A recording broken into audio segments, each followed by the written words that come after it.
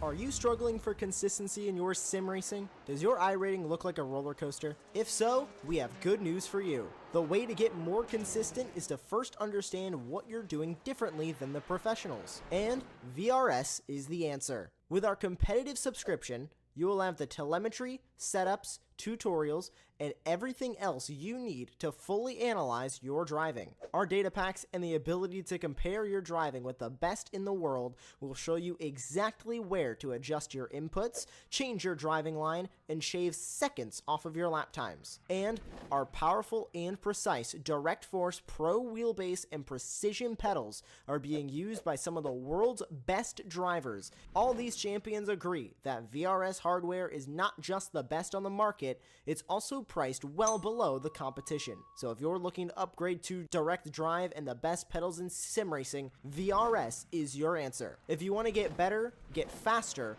and make it happen sooner rather than later, you owe it to yourself to find out why so many people are switching to VRS. You'll be so glad that you did. Visit www.virtualracingschool.com and learn why the best use VRS.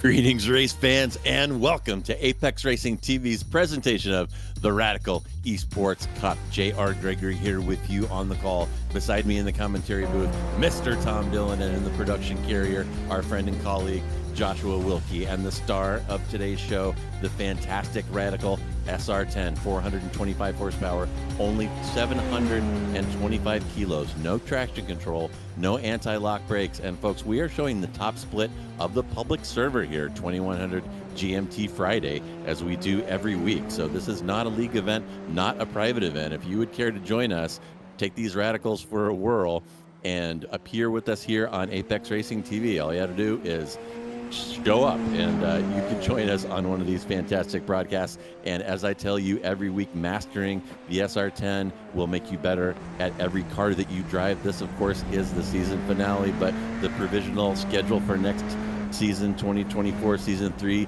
is out, and it is looking fantastic for these Radicals. Spa, Bolton Park, Red Bull Ring, Suzuka, Laguna Seca, Road Atlanta, Silverstone, Monza, Road America, Phillip Island, Sebring, and the finale at the Nordschleife. So if you want to get involved with this fantastic community and enjoy these Radicals, go for it. I promise you that you will not be disappointed.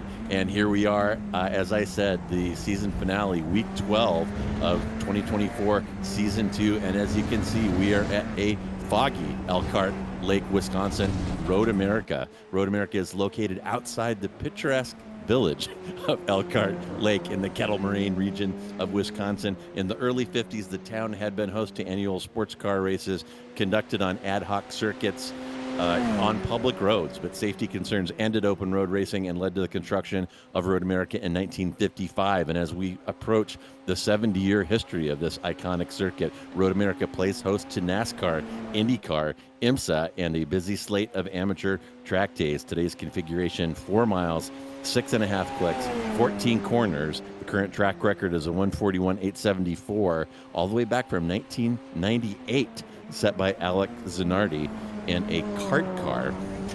And Tom, I enjoy these Radical races here at Road America. A lot of it obviously is about the draft, but a lot of it is also about tire management and strategy and really working out these Radicals on these medium to high speed sweeping corners. So what are you looking for out of these cars and drivers this afternoon? Yeah, well, first of all, I'm very excited. Outside of the sort of big three racetracks in America, this is absolutely my favourite. I have a real soft spot for Road America. A lot of racing here on the sim over the years, and it's one of those that I think I'd love to see actually as a Grand Prix circuit one day if it got the investment it needed. But because of the nature of this circuit, I'm expecting a lot of overtaking. It's one of the bigger tracks that we go to. You know, you see a lot of American tracks, quite small, quite congested. This is almost, I use it pretty much every time on a Road America broadcast. This is almost Spa-like in terms of how wide it is for the American circuits, which means it should be quite straightforward to make overtakes here, particularly out of that final corner and down into turn one. Yeah, we'll definitely see a lot of drafting, and if it unfolds the way these races have in the past, we'll be seeing the top couple of cars kind of trading positions. Here we are riding along with Larson on his qualifying run on this long straightaway, and the significant slipstream effect will get these radicals close to their terminal velocity, and we will be enjoying some action where we see Larson right here. There will be contested entries there into turn one, and another one to keep an eye on will go down the hill, down the moraine sweep into turn 5, and that is a heavy braking zone, incredibly wide, as Tom was just saying, and we're going to watch James Berry heading down that hill here right now during his qualifying run, unless of course he stops in the middle of the track. But in any event, yeah, here's Jorge Gonzaga coming out of that low speed turn 5, and the track, Tom, there is so wide. I mean, the right hand side of the track is inbound, so you could really have 4 or 5 cars wide on that entry. If you try to cover the inside, you're just inviting the over under, so we're going to see some action down there as well. Yeah, I mean, if you've ever watched MX5s around here, that's pretty much par for the course, and Radical is just a little bit of an extension of MX5s, really, in terms of how they get raced. But we have got cars on the grid, and we're ready to go, Shao. All right, well, we'll run you through our starting grid here in a moment, and here we are. It's Lucas Vieira who has taken the pole with a 2 minutes 2:02. Pretty fast lap around here, and our provisional season champion James Berry will be next to him in P2. In the second row, Pietro Larson next to Dennis Kirakopoulos. Myron Ianni and Jorge Gonzaga behind them in 5 and 6. Andreas Friedrich will be next to Christopher Yanakis there in row 4. Sully Reitinen next to Gabriel Berger in 9 and 10. Damian G next to my cousin Craig Gregory showing up at the back of the grid there in P12. Aaron Baba in 13 will be next to Jason Anderson. And folks, this is a Baba sighting.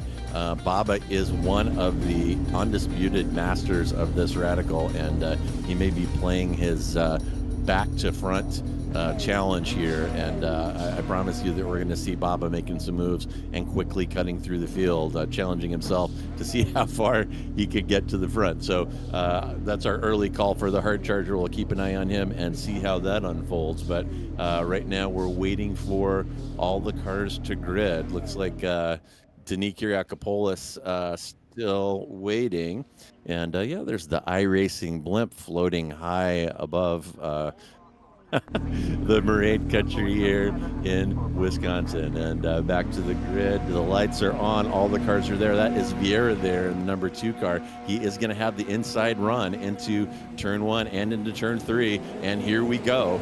Standing start, ice cold tires, no traction control, and it can be difficult to get these cars off the line, and Friedrich has pounced here, as he often does. He's up 4 positions already. It's going to be Vieira from Barry from the hard charging Andreas Friedrich, 1, 2, 3 through turn 1. We're already going nose to tail, although we may see a little side-by-side action here into turn 3.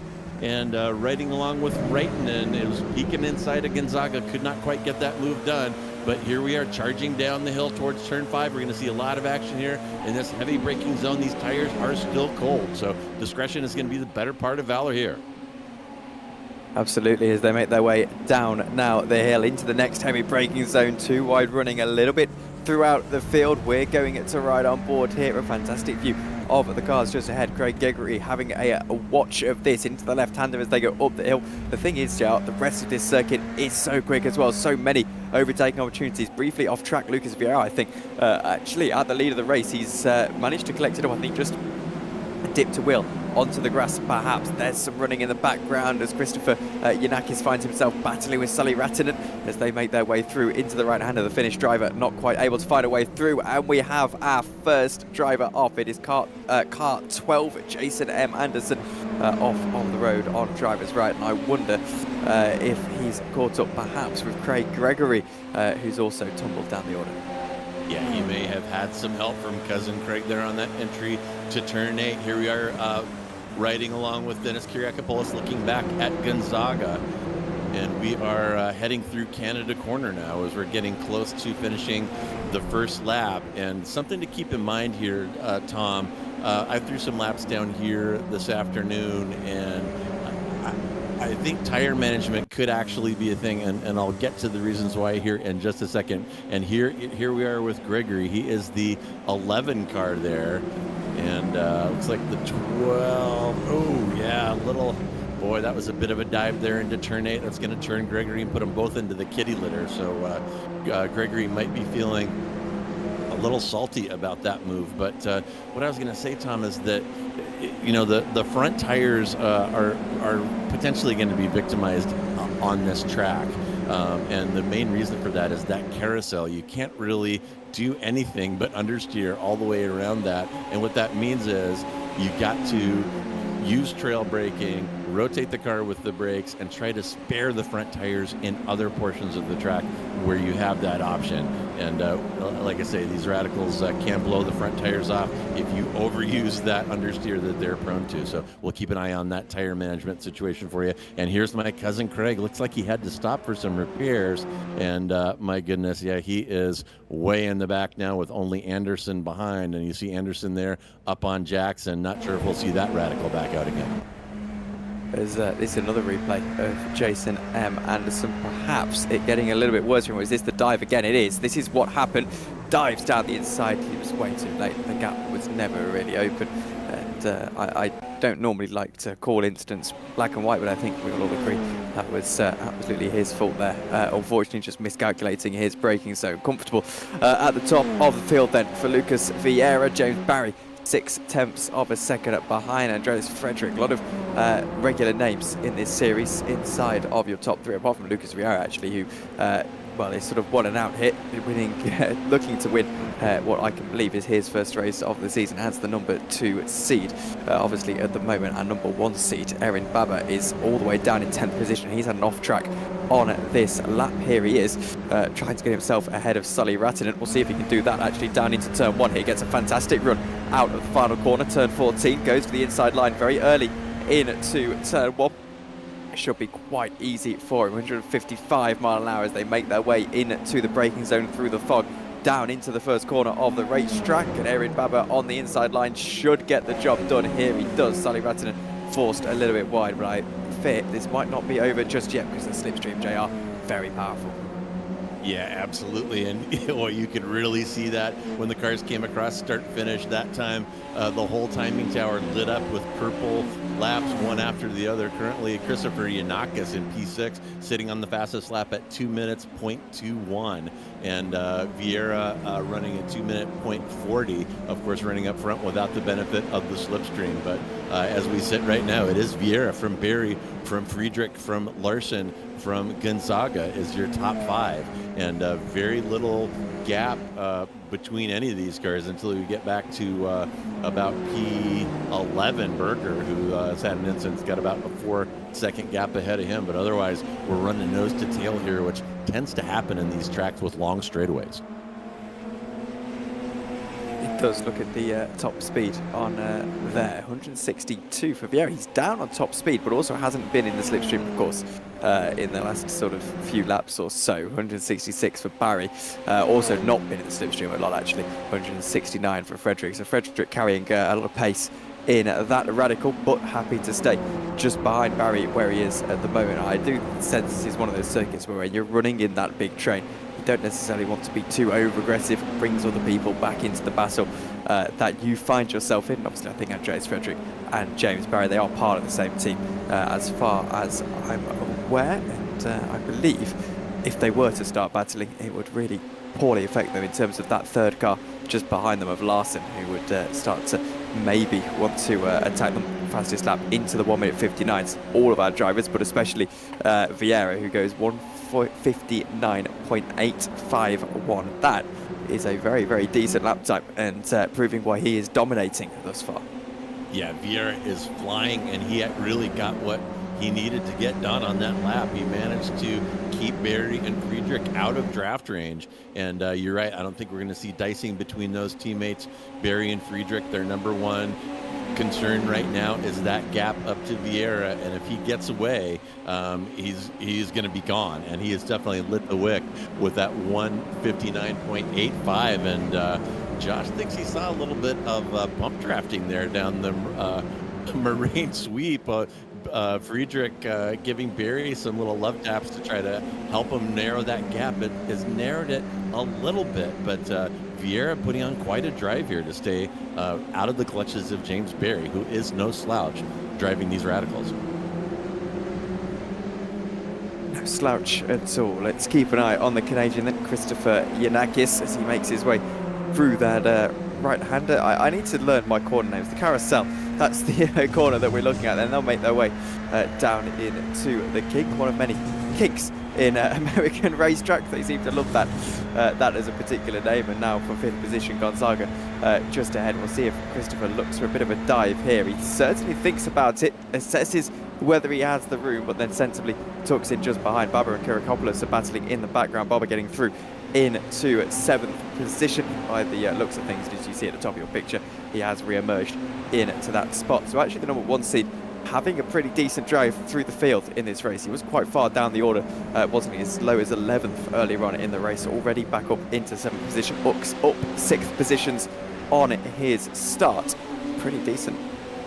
Yeah, as expected, Baba picking his way through the grid here like a hot knife through butter, and he is probably not done. The next victim ahead of him, it looks like he's got about a 2-second gap ahead to Jorge Gonzaga. Looks like he was just passed by Christopher Yanakis. He saw Yanakis sniffing around there and managed to finally get past Gonzaga, but see how quickly Baba can close down that 2-second gap. That is quite a bit to shut down when you don't have the benefit of the draft, to be sure. And now Gonzaga has not given up on that position. It looks like he's going to try the inside into turn 5. I told you this was going to be a great spot for overtaking, and Yanakis is trying to give him the over-under that I mentioned as well, and Yanakis gets him back in corner number 6. Great driving by both of these guys. Wow.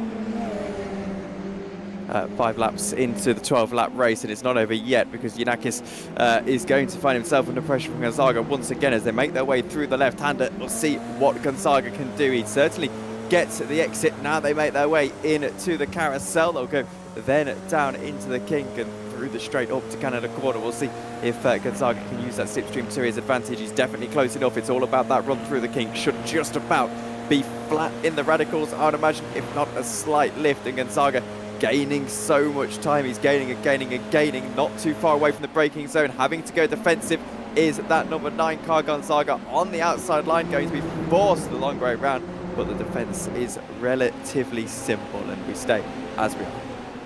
Yeah, that outside move into Canada is doable. I think Gonzaga might have been a little fearful on the brakes there, or might have just been biding his time for his next opportunity to get the draft, which we are going to see right here. And yeah, Tom, the kink in these cars, did some testing early today, and I was hitting 6th gear right at the entry, and it was definitely foot to the floor, and super thrilling, of course, anytime you can go through the kink at full tilt. I've been in many cars that's not allowed, but the Radical can definitely push its way through there with ease. Pretty fun stuff. Back on board with Jorge Gonzaga, as looks to go again, this time out of turn 1, down the hill into turn, I was going to say into turn 2, but down the hill into the next sort of major braking zone, goes to the outside line. This should be even more simple. However, still defending is that number 9 car. Gonzaga back to the outside line, will try and cross the line sober, but again, the defensive drive has been pretty impressive from Christopher Yanakis. Yeah, and really some good dicing happening. And while that dicing was going on, look what has happened. Aaron Baba has cranked down that 2-second gap, and now he is all over Gonzaga. And that may be where Gonzaga's attention is going to be focused here in these next couple of corners. And here we are, that long, kind of painful front tire torturing grind around the carousel as we head into the kink. Flat out, as I said, you'll see a 6-gear shift right before the turn in right here. They are absolutely cooking here. And is Baba going to want to take a peek here into Canada? The outside line is doable here, and we'll see what everybody elects to do. And they've set up a little blockade. Baba is not going to get through this time, but the next question is, can he get a twofer into turn 1? And I think he's got a crack at it.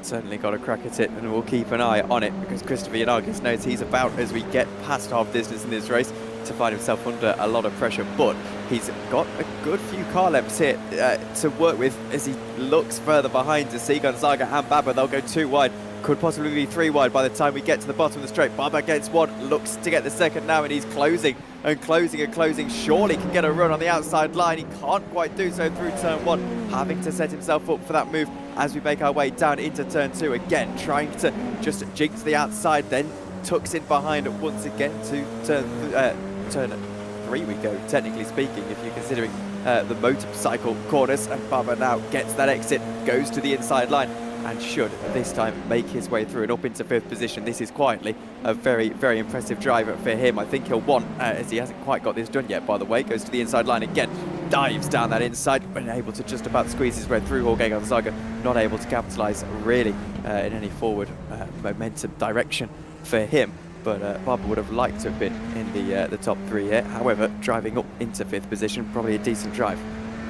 Yeah, he's got some time left, and as you see, Yanakis washing out of turn 7 there into the grass. Pretty common place to kind of overkick it and lose it. And look at that gap that Baba has created already. Up 8 positions from his qualifying position up into P5.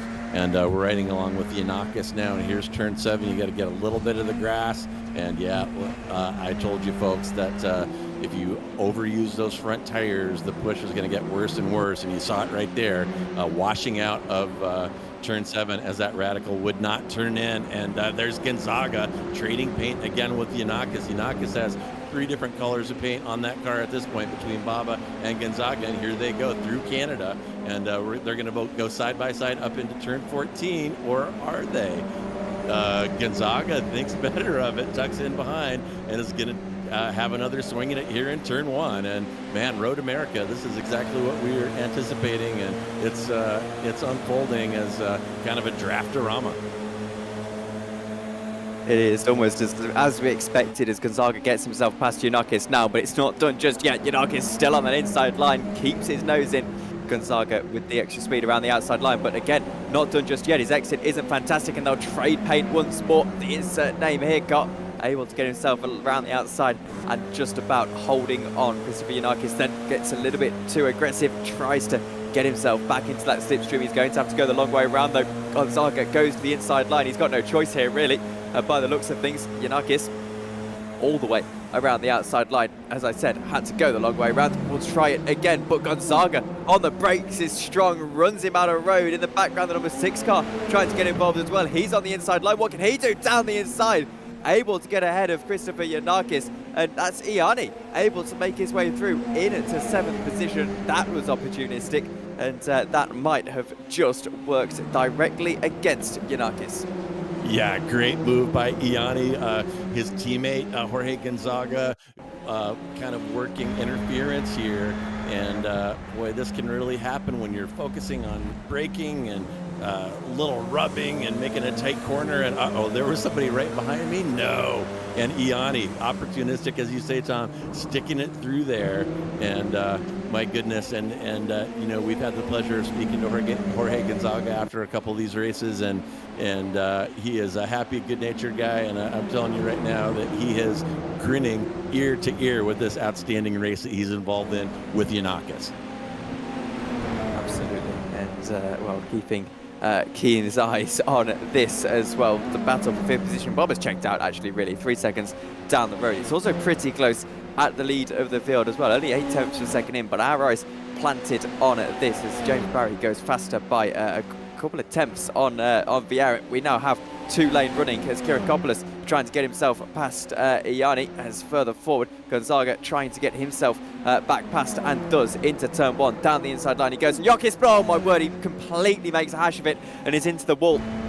Or not quite the wall, certainly on to the grass. Oh my goodness, and I hope that's not some form of commentator's curse when I talked about Jorge smiling, because I know he was having fun there, and his grip ran out. He has been pushing that Radical to the absolute limit for 9 laps, and looks like he just kind of washed out of the entry to turn 1 there.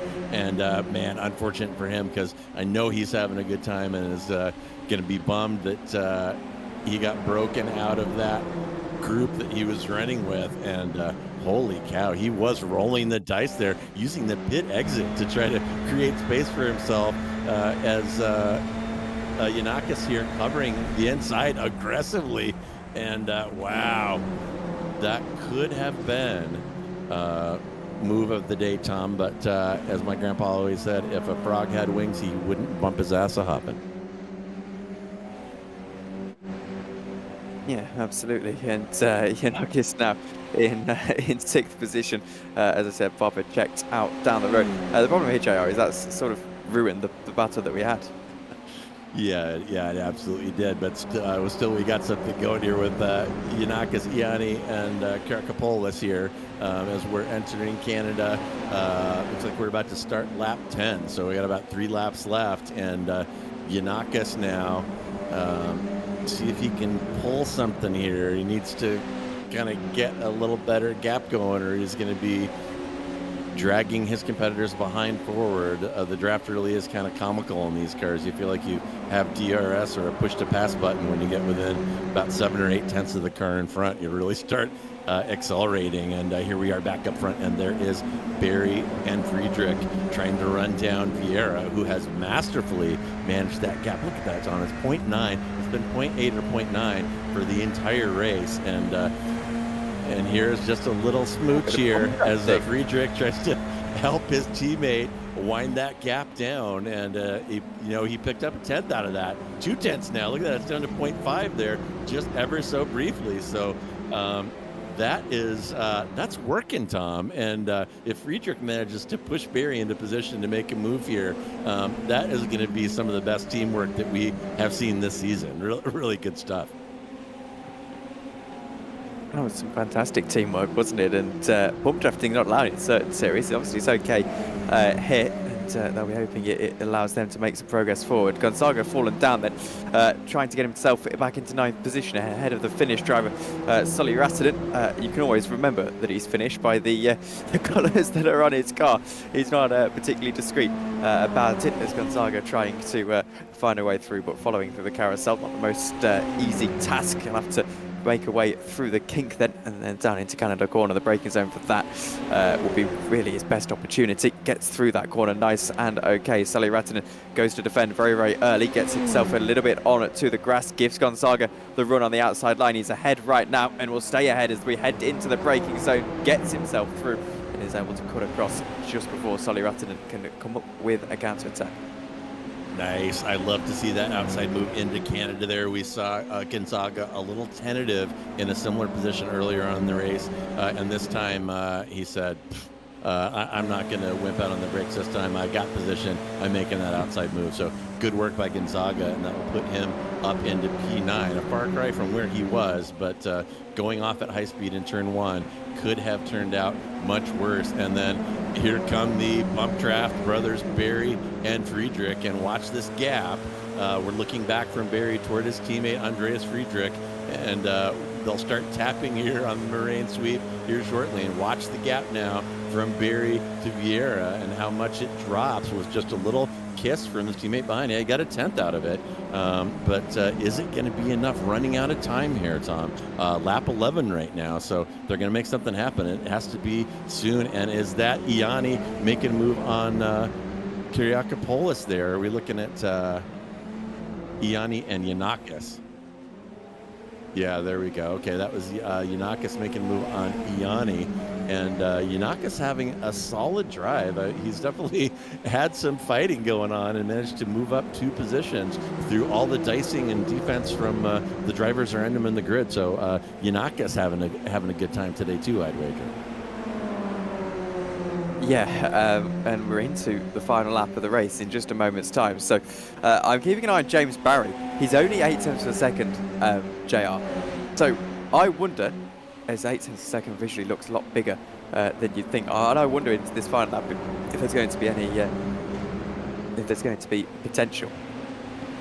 Yeah, and we're going to need, Friedrich is going to need to get back to work and push his teammate forward if it's going to happen. And a little bit of rough stuff on that exit from the Canada Corner Complex, and that gap has stretched out to a full second. So Vieira may have gotten done what he needed to do in that final section, or Barry and Friedrich failed to get done what they wanted. But that gap sitting at 0.9 right now, and they're definitely running out of opportunities.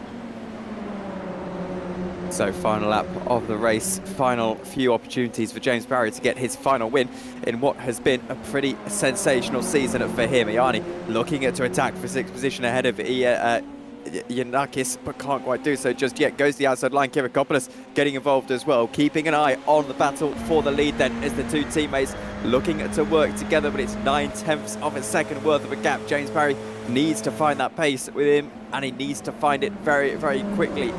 There may be a break in the trust as Frederick looks to the inside line into that corner, maybe thinking about a move on Barry for 2nd position. We'll wait and see, but James Barry has got absolutely no time at all to try and form something of a move.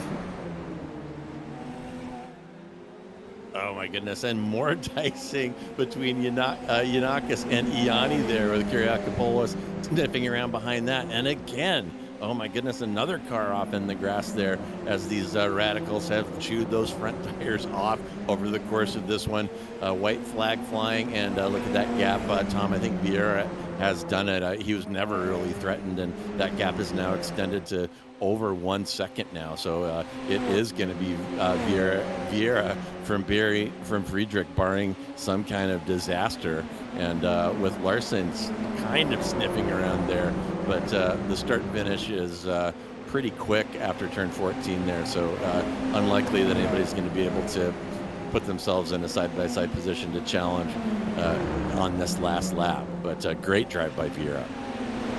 Yeah, last lap of this season. Checkered flag coming up very, very shortly. Iani getting himself into 6th. He got himself ahead of Yanakis. Kyriakopoulos stays where he is, but it is the win for Lucas Vieira. Fantastic drive for him. The 2 teammates in formation across the line. Your series champion, James Barry, in 2nd position. He has been consistency personified so far this season. Bobber drives up into 5th position, immediately back into the pit lane. Iani getting himself ahead of Yanakis and Kyriakopoulos, and I believe we've got some replays of that battling that was going on as Lucas Vieira has put it into the wall.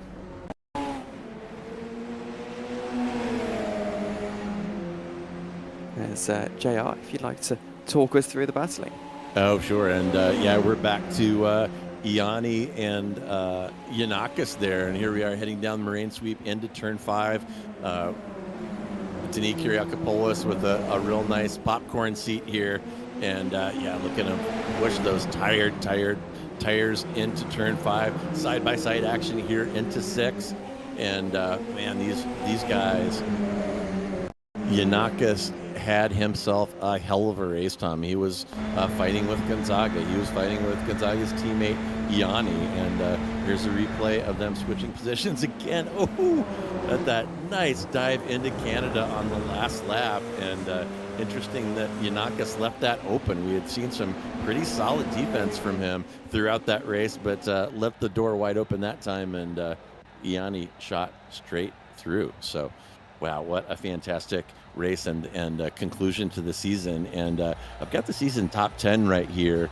And let me just run through that with you real quickly before we get the race results up. But heading into this race, it was James Barry from Friedrich, from Havard Gullikson, from Kjetil Larsen, from Rafa Blanco. That's your top 5 on the season, followed by Bruno and Vettorino, Lasse Sorensen, Paki Caruso, Dennis Kiriakopoulos, and Jorge Gonzaga. So as usual, I mean, those are the top 10 radical drivers in the world, and as usual, a big chunk of them were here at our Apex Racing TV 2100 GMT broadcast. So fantastic stuff, as it has been all season. But we'll get those results up here for you shortly for our finale at Road America.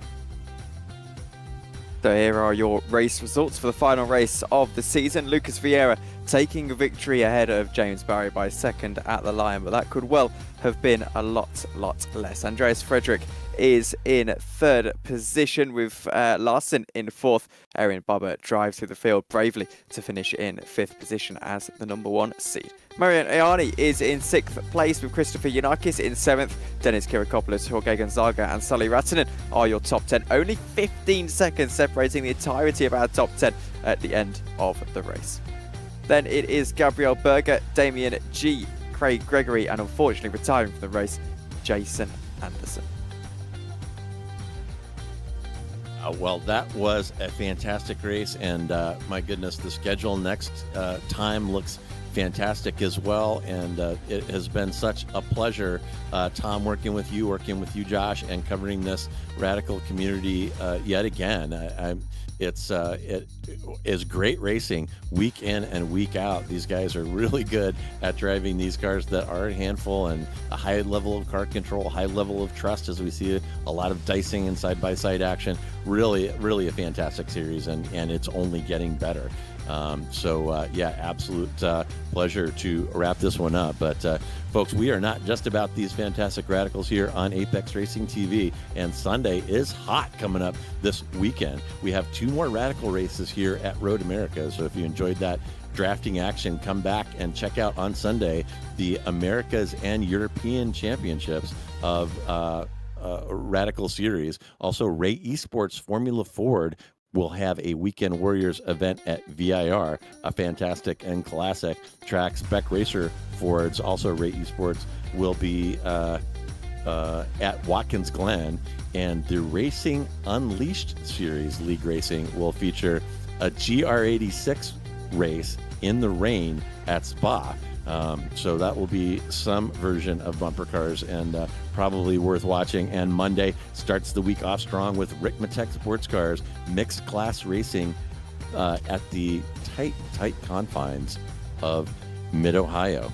So, well, Tom, that is going to wrap it. That's 12 radical races here, 2024 season 2. And so what are your impressions of these guys, and what do you think we might see next season? Well, let's not get too hasty just yet, because we have got James Barry ready to speak to us, JR. So we can have a word with him quickly before we signed off. James, second place in the race. It looked to me like one of those you had a little bit of fun with your teammate Andreas just behind. You just possibly didn't quite have the pace to challenge Lucas, but overall, tops off, very good season. Oh yeah, good season. Yeah, that race was pretty uneventful in the end. I was just obviously trying to get the slipstream off Lucas, and then Andreas was obviously doing what he could to help, and then went up for the move on the last lap. I thought he probably was a bit scared of taking me out or something, because he braked pretty early, and that was his only chance. So yeah, I don't know. I think there was more interesting things happening behind us, from what I gather. Yeah, there was a lot of interesting stuff going on behind you. Actually, quite an interesting race, but overall, it's been a pretty perfect season. I can't remember you not being on the podium, and you've certainly been on the podium more than you haven't. A couple of race wins along the way as well.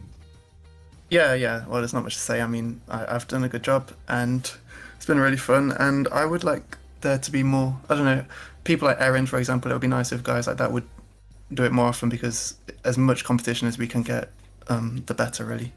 But yeah, I'll be back next season, and yeah, it'll be good fun again. Well, absolutely. Anyone you'd like to shout out before we let you go for the final race of the season? Well, of course, just everyone who turns up every week. It's always good to see everyone, and it makes these races really fun. So yeah, thanks, and thanks to you guys for all the broadcasts this season. Well, thank you very much, James, and we'll speak to you soon. Yep, cheers, see you. That was James Barry, our season champion. JR, so final thoughts from me then is that it's been a thoroughly enjoyable Radical season here, proving they're really nice cars to race. We've had a really interesting calendar and some really interesting races along the way. It's been a pleasure working with you all season, and I'll be excited to do it all again next season. Yeah, as will I, Tom. And again, thanks to you. Pleasure working with you, and pleasure working with Josh as always. So thank you very much for joining us, folks. I am J.R. Gregory on behalf of myself, Mr. Tom Dillon, and our producer, Joshua Wilkie. Thank you so much for joining us. Have a fantastic Friday and an even better weekend.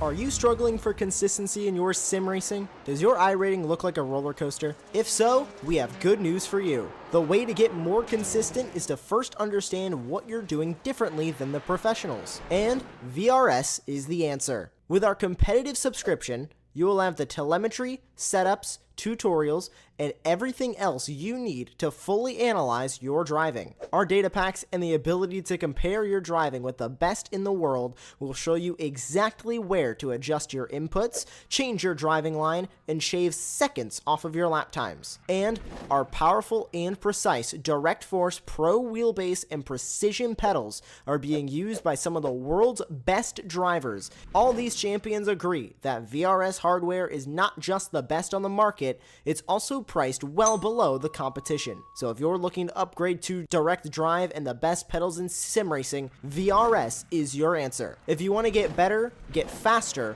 and make it happen sooner rather than later, you owe it to yourself to find out why so many people are switching to VRS. You'll be so glad that you did. Visit www.virtualracingschool.com and learn why the best use VRS.